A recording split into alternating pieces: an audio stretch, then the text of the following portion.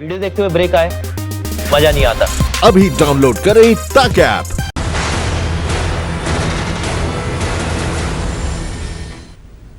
नमस्कार, मैं हूं साहिल जोशी। मुंबई और महाराष्ट्र जो पहले से ही कोरोना से जूझ रहे हैं, उन पर आ गई निसर्ग तूफान की आफत टकराकर अब टलती हुई नजर आ रही है। इस वक्त की सबसे बड़ी खबरें लेकर मैं आपके सामने हाजिर हूं। सबसे पहले हम आपको बताना चाहते हैं कि निसर्ग तूफान घंटों तांडव मचाकर अब कमजोर पड़ता नजर आ रहा है। धीरे धीरे निसर्ग तूफान अब कमजोर पड़ गया है।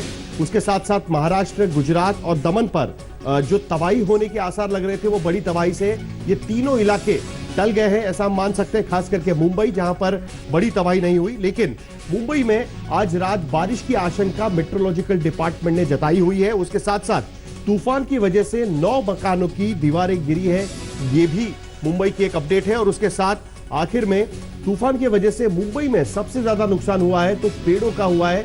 196 पेड़, अब तक के आंकड़ों के मुताबिक 196 पेड़ उखड़ गए हैं मुंबई में। और उसके साथ साथ आसपास के इलाके जैसे नवी मुंबई और रायगढ़ जिले में भी इस तरीके की घटनाएं सामने आई हैं। कुल मिलाकर निसर्ग तूफान जो मुंबई के पास टकराने वाला था, मुंबई के पास अलीबाग के पास टकराकर तबाही मचाने वाला था, उससे बड़ी आफत जो होने वाली थी वो टल गई है। हम ये तस्वीरों के साथ इस बुलेटिन की शुरुआत करेंगे। 15 तस्वीरें महाराष्ट्र के अलग अलग हिस्सों से, खास करके रायगढ़, नवी मुंबई, मुंबई और पालघर जिलों से ये तस्वीरें आपके सामने। किस तरीके से निसर्ग तूफान ने पूरे दिन भर मुंबई और महाराष्ट्र के प्रशासन को अपने पांव पर खड़ा रखा था, लगातार अलर्ट पर रखा था। ये तस्वीरें आप देख सकते हैं। खास करके 2 बजे के करीब, एक से 2 बजे के बीच में ये तूफान मुरुड, जंजीरा और अलीबाग के बीच पे जमीन पर आकर टकराया। और उसके बाद अलीबाग, खास करके रायगढ़ जिले में आप देख सकते हैं तेज हवाएं निकल गई थी। कई घरों के परखच्चे उड़ गए थे, उनके छत हवा में उड़ते नजर आ रहे थे। उसके साथ साथ मुंबई और पालघर में तेज हवाएं शुरू हो गई थी। हालांकि आईएमडी का अनुमान था कि ये हवाएं 110 से 120 किलोमीटर तक की हवा की स्पीड तक पहुंच पाएंगी, लेकिन वैसा नहीं हुआ। इसके लिए तबाही कम हुई है। लेकिन दूसरी तरफ अगर हम मुंबई की बात करें तो मुंबई में प्रशासन पूरी तरीके से गियर्ड अप था। इसकी शुरुआत हुई कल रात को 8 बजे। महाराष्ट्र के मुख्यमंत्री उद्धव ठाकरे ने महाराष्ट्र की जनता को संबोधित किया और कहा कि इस वक्त जो पुनश्च हरिओम मिशन बिगिन अगेन, जो 3 तारीख को शुरू होने वाला था, वो टाल दिया गया है। और तूफान की वजह से सब लोग अपने घरों में बनकर रहे। उसके साथ साथ बीएमसी ने तटीय क्षेत्रों से जो लोग वहां पर रह रहे थे, उनको वहां से रेस्क्यू कर अलग इलाकों में उनको लेके गए। उसके साथ साथ कोविड पेशेंट्स को भी, जो मैदानों में जगह बनाई गई थी कोविड केयर सेंटर के रूप में, वहां से भी उनको इनक्लोज स्पेसेस में लेकर शिफ्ट किया गया था। तो किस तरीके से मुंबई ने झेला इस तूफान का जो असर था, वो किस तरीके से झेला, वो सबसे पहले देखते हैं। एक तूफान ऐसा, थोड़ी खुशी थोड़ा गम जैसा, आफतों में मिले राहत जैसा। 129 साल बाद मुंबई में तबाही वाला तूफान। यकीनन माया नगरी के पांव उखड़े हैं, लेकिन उतना नहीं जितने की आशंका थी, जितना डर था, जितना खौफ था। इस वक्त जहां हाहाकार का आलम होना था, वहां थोड़ा ही सही चैन लौटा है। अलीबाग में निसर्ग के लैंडफॉल से पहले ही समंदर की लहरें बेताब थी, बोल्ड खेल रही थी, खौफ बढ़ा रही थी। लग रहा था लहरें पूरे शहर को लील जाने के मूड में हैं। सन चलती हवाएं सनसनी फैला रही थी। आसमान से बारिश ऐसे हुई जैसे बादल ही फट गए हों। जो जहां था अवाक था, हाथ पांव सुन्न, दिलो दिमाग में कोलाहल। कोरोना काल में क्या क्या होगा, ये भगवान चाहते क्या हो, ऐसी ही बातें थी, ऐसी ही भावनाएं। लॉकडाउन के चरम पर भी शहर यूं नहीं ठहरा था। निसर्ग ने मानो उसे एकदम निष्क्रिय कर दिया।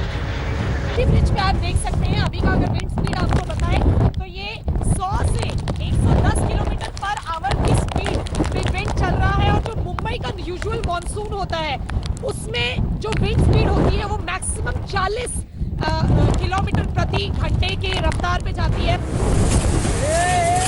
रफ्तार 100 से 120 किलोमीटर प्रति घंटे थी।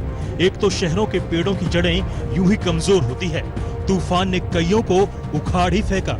टीन के छप्पर कहां टिकने वाले थे, और एक स्टैंड पर खड़ी मोटरसाइकिलों का विसात ही क्या। मुंबई ही नहीं, पूरा महाराष्ट्र चंद घंटों के लिए ही सही तूफान से कांप उठा। दोपहर के करीब 1:30 बजे रहे होंगे जब निसर्ग तूफान समुद्र तट से टकराया। उसके पहले लाखों लोगों को सुरक्षित ठिकानों पर पहुंचा दिया गया था। जिनके घर मजबूत थे वो अपने घरों में जमे रहे। हवाओं की गति बढ़ती जा रही थी। पोस्टर, बैनर, होर्डिंग हवा में तिनके की तरह उड़ रहे थे। जो साक्षात था उसके लिए तूफान काल की तरह, जो टीवी पर देख रहा था उसके लिए ये मंजर किसी हॉरर शो की तरह। ये मुंबई की एक मुख्य सड़क है। जेजे फ्लाईओवर से उतरने के बाद कुछ छोटी छोटी जगह पर इस तरीके के पेड़ यहाँ पर गिरे हुए हैं। हालांकि अभी इतना बहुत ज़्यादा हवा का स्पीड नहीं है, बहुत ज़्यादा तेजी से हवा नहीं बह रही है, लेकिन उसके बावजूद इस तरीके का डिस्ट्रक्शन मुंबई में फिलहाल देखने को मिल रहा है। मुंबई की शान बांद्रा सी लिंक मानो झूला बन गया था। ट्रैफिक तो खैर पहले ही रोक दिया गया था, वैसे भी आने जाने की हिम्मत जुटा पाना बूते की बात नहीं थी। उड़ानें ठप पड़ी थी। एनडीआरएफ की दर्जनों टीमें एक्शन में थी। इवैक्यूएशन लगभग 1 लाख लोगों का किया जा चुका है और लास्ट रिपोर्ट के अनुसार मैक्सिमम जो optimal evacuation, optimal target hardening, optimal cyclone shelters में जो तैयारियां हैं वो सब की जा चुकी हैं। जो भी समुद्र में फिशरमैन थे या अन्य एजेंसियां काम कर रही हैं वो सब मुकम्मल रूप से काम कंप्लीट कर चुकी हैं। वैसे तूफान के टकराने से पहले तफरी लेने वालों की कमी नहीं थी। डिंपल कपाड़िया और उनका पूरा परिवार वीडियो बनाकर इंस्टाग्राम और ट्विटर पर अपडेट कर रहा था। अक्षय कुमार है वो और ट्विंकल और डिंपल तीनों यहाँ बैठ के आनंद ले रहे हैं। और थोड़ी देर पहले हमने देखा था कि खाली डिंपल कपाड़िया काफ़ी देर से बैठी हुई थी, लेकिन उनकी बेटी भी आ गई यहाँ पे और उसके बाद अक्षय कुमार भी आ गए। अक्षय कुमार भी खासे सतर्क दिखे। उन्होंने इस मौके पर लोगों से सावधानी बरतने की अपील की। नुकसान तो खैर बच्चन हाउस के बाहर भी काफी देखने को मिला। इस वक्त हम हैं जुहू के इलाके में। आप देख लीजिए यहाँ बाहर हम यही देखने के लिए निकले थे कि क्या कहीं पर किसी तरह का नुकसान हुआ है। तो देख लीजिए यहाँ पर हमें वो देखिए वहाँ पर एक पेड़ गिरा हुआ नजर आ रहा है और यहाँ पर काफी सारी आवाजाही जो गाड़ियों की है वो बंद हो गई है। ये चंदन टॉकीज के पास का इलाका है। उधर मुंबई के मेयर किशोरी पेडनेकर ने गिरगांव, शिवाजी पार्क और वर्सोवा बीच का दौरा किया और तूफान से बचाव के इंतजामों का जायजा लिया।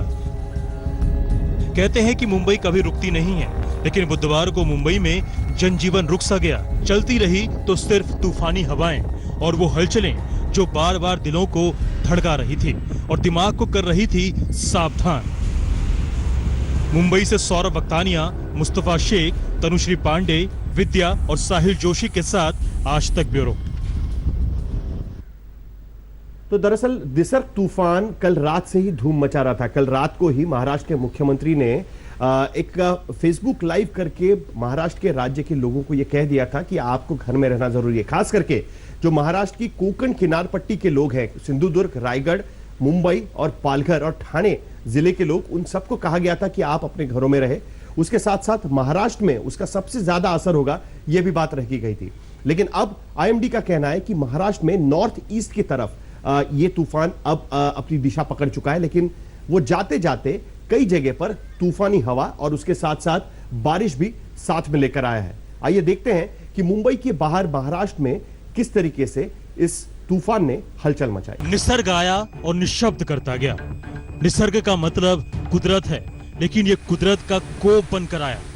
ये तस्वीरें महाराष्ट्र के रत्नागिरी से हैं। आम दिनों में कितने ही तूफानों से गुजरे हुए जहाज समंदर लांघ जाता है, मगर निसर्ग तूफान मानो इसे अपनी आगोश में लेकर इसका कर्म स्थान समंदर में ही डुबो देना चाहता था। कई बार ऐसा भी लगा कि जहाज समंदर से उछलकर जमीन पर आ जाएगा।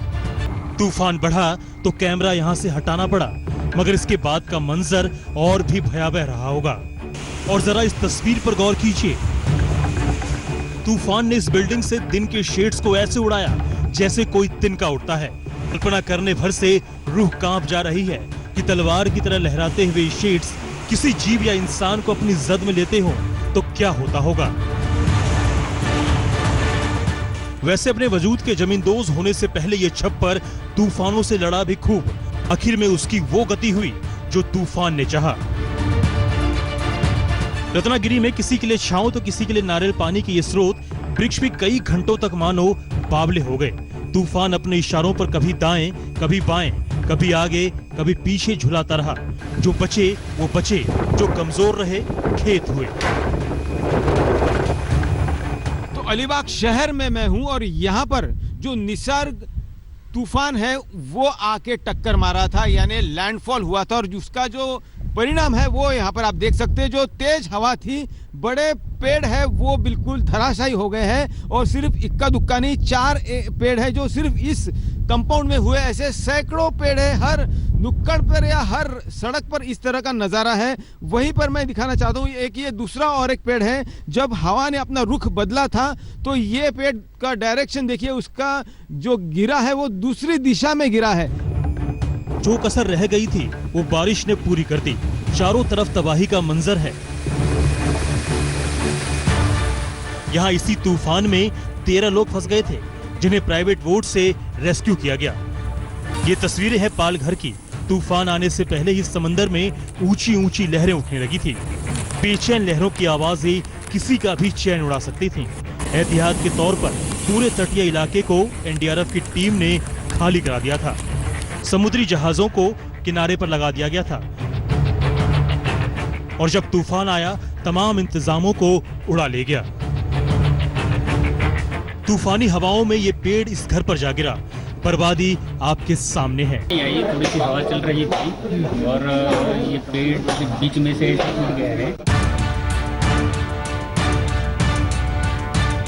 निसर्ग तूफान से तबाही का सबसे बड़ा खतरा पालघर में देश के सबसे पुराने तारापुर एटॉमिक पावर प्लांट को था। इस प्लांट को नुकसान पहुंचने पर बिजली सप्लाई पर असर हो सकता था। रायगढ़ में भी पावर, पेट्रोलियम, केमिकल्स और कुछ दूसरी अहम इंडस्ट्रीज हैं। साथ ही मुंबई में जवाहरलाल नेहरू पोर्ट और नेवी के अहम रणनीतिक ठिकाने पर भी तूफान से खतरा था, लेकिन इन ठिकानों को नुकसान नहीं पहुंचा। तूफान के खतरे को देखते हुए नौसेना के साथ साथ एनडीआरएफ ने पहले ही तैयारी कर रखी थी। इवैक्यूएशन लगभग 1 लाख लोगों का किया जा चुका है, और लास्ट रिपोर्ट के अनुसार मैक्सिमम जो optimal evacuation, optimal target hardening, optimal cyclone shelters में जो तैयारियां हैं वो सब की जा चुकी हैं। जो भी समुद्र में फिशरमैन थे या अन्य एजेंसियां काम कर रही हैं, वो सब मुकम्मल रूप से काम कंप्लीट कर चुकी हैं। सुपर साइक्लोन निसर्ग का पहला निशाना बना अलीबाग। दोपहर के करीब 1 बज रहे थे, तभी गरज के साथ करीब 100 किलोमीटर की रफ्तार से तेज हवाएं तट से टकराईं और सिर्फ बर्बादी छोड़ गईं। और ये जो हवा है उसका जो स्पीड है, उसकी जो रफ्तार है वो 100 से 120 किलोमीटर इतनी होती है जब ये लैंडफॉल होता है, और अभी से ये महसूस होने लगा है। आप महाराष्ट्र के रायगढ़ में तूफान के खतरे को देखते हुए 390 लोगों को पहले ही विस्थापित कर दिया गया था। कॉलेजों को शिविर बना दिया गया था। तूफान की गति यहाँ भी तेज थी। 80 से 100 किलोमीटर की रफ्तार से चली हवा और अंधाधुंध बारिश ने पूरे इलाके को अपनी चपेट में ले लिया। अभी तक तस्वीरें शहरों से आई है, असली बर्बादी तो छोटे छोटे गांव में हुई है। कोरोना काल में अम्फान के बाद निसर्ग ने भी लोगों की जिंदगी को बड़ा जख्म दिया है। इस जख्म के भरने में बहुत वक्त लगेगा। आज तक ब्यूरो। आमतौर पर अरब सागर में निकलने वाले इस तरीके के तूफान मुंबई के आसपास नहीं टकराते, या तो वो गुजरात की तरफ चले जाते हैं या तो ओमान की तरफ चले जाते हैं। लेकिन इस बार ये मुंबई के पास टकरा रहा था, लेकिन इसका दायरा साउथ गुजरात यानी दक्षिण गुजरात के दमन और सूरत तक भी पहुंच रहा था। वहां पर क्या स्थिति रही, आइए देखते हैं। दिन भर निसर्ग मचाता रहा कोहराम। शुक्र है भगवान, गुजर गया तूफान।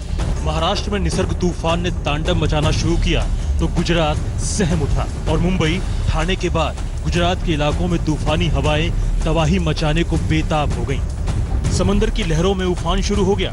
पहले से आशंका जताई जा रही थी कि गुजरात में भी तूफान का जबरदस्त असर होगा। तूफान की जद में दमन भी था, जहां तेज हवाओं ने अपनी ताकत दिखाई है।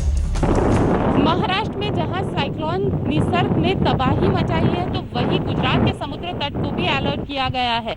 इस वक्त हम मौजूद है दमन के समुद्री तट पर, और यहाँ पे आप देख सकते हैं एनडीआरएफ की जो टीम है वो यहाँ पे तैनात है, लगातार यहाँ पे लोगों को ये कह रही है कि वो यहाँ पे समुद्र किनारे पे न आए, समुद्र से सुरक्षित दूरी बनाए रखें। और साथ ही करीब 4000 लोगों को समुद्र किनारे से इवैक्यूएट किया गया है और उन्हें सुरक्षित जगह पे ले जाया गया है। आप देख सकते हैं समुद्र की जो लहरें हैं वो अब ऊंची उठना शुरू हो चुकी है। साथ ही जो हवा है वो भी इतनी ज़्यादा तेज़ नहीं, लेकिन हाँ तेज़ हवाएं ज़रूर यहाँ पे चली है। और साथ ही अगर बात की जाए गुजरात में, तो गुजरात में करीब 50,000 से ज़्यादा लोगों को सुरक्षित स्थानों पे पहुँचाया गया है। एनडीआरएफ की करीब 16 टीमों को डिप्लॉय किया गया है।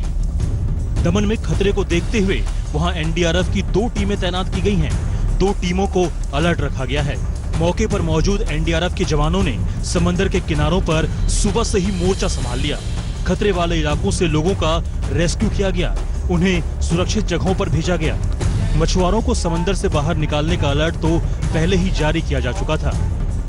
दमन और गुजरात में कुल 15 एनडीआरएफ और 6 एसडीआरएफ की टीमें तैनात की गई हैं, जिनमें से एनडीआरएफ की 2 टीमें सूरत में, नवसारी में 2 और वलसाड में भी 2 टीमें तैनात की गई हैं। हालात बिगड़ने से पहले ही गुजरात के प्रभावित इलाकों से 50,000 लोगों को सुरक्षित जगहों पर भेज दिया गया। दमन में भी 4000 लोगों को रेस्क्यू किया गया। एसडीआरएफ और एनडीआरएफ ने बड़े पैमाने पर अभियान चलाकर हालात को संभालने की कोशिश की। अभी तो देख रहे हैं, वेट एंड वॉच है। हमारी टीम वैसे सारी रेडी है, यहाँ 2 टीम डिप्लॉयड है और वालसाद में भी है, तो आज सिलवासा में भी है 4 टीमें, तो सारी जगह हमारी टीमें डिप्लॉयड है। तो हम देख रहे हैं कि कब तक ये होता है। वैसे इवनिंग का तक का टाइम है हमारे पास। स्पीड अभी 80 के अप्रॉक्स जा सकता है, 80 किलोमीटर पर आवर, बट फिर भी हम लोग वेट एंड वॉच है। अभी हमारी रेस्क्यू टीम पूरी तैयार है। हम जो भी होगा, जिससे जैसे भी होगा, हम निपटने के लिए तैयार हैं। गुजरात के कई इलाकों के लिए मौसम विभाग ने अलर्ट जारी किया था। आशंका जताई जा रही थी कि सूरत, नवसारी, वलसाड, वापी और सिलवासा में तेज हवाओं के थपेड़े तबाही मचाएंगे। सूरत के सुवाली बीच पर तो लहरें किनारों पर शोर मचाने लगी। ये उसी बीच की तस्वीरें हैं। एहतियात के तौर पर यहाँ भी एनडीआरएफ की टीमें तैनात की गई थी। लाइफ जैकेट के साथ जवान लगातार हालात पर नजर बनाए हुए थे। सुवाली बीच के अलावा सूरत के डुम्मस और डभारी बीच को भी बंद किया जा चुका है, क्योंकि 70 से 90 किलोमीटर प्रति घंटा की रफ्तार से चलने वाली हवाओं से अनहोनी का खतरा है। मौसम विभाग ने यह भी आशंका जताई है कि तूफान के टकराने और उसका असर कम होने के बाद भी गुजरात के कुछ इलाकों में बारिश का सिलसिला जारी रहेगा। सूरत से संजय राठौर और दमन से गोपी खांगर के साथ आज तक ब्यूरो। नमस्कार, मैं हूं अंजना ओम कश्यप। हमें उम्मीद है ये वीडियो आपको पसंद आया होगा। लेटेस्ट खबरों के लिए यूं ही देखते रहिए आज तक, और इस वीडियो के पसंद आने पर लाइक, शेयर एंड सब्सक्राइब करना ना भूलें।